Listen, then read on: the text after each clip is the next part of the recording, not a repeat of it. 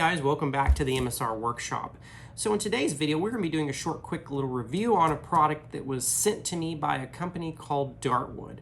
Now, it's not a company that I've been familiar with before in the past, but they had a couple interesting things and they asked if I wanted to try something out. So I said sure. So the product that I had them send me was this portable neck fan.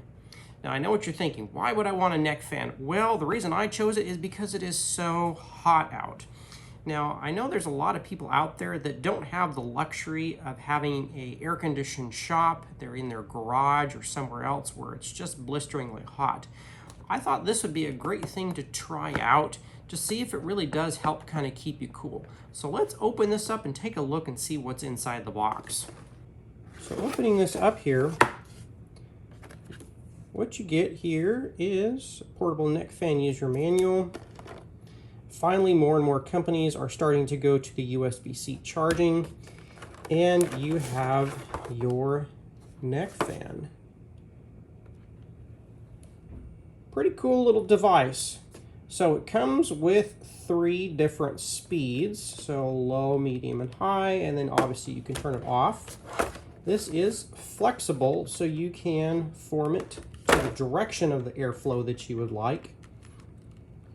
And I have been using this for a number of different weeks, just kind of trying it out, and I really do like the way it works, whether it be kind of me outside doing stuff, mowing the yard, or inside working on the bandsaw, or in my garage. Even though I do have an air conditioner, when it's 110 outside, it really does have a hard time keeping up with the heat.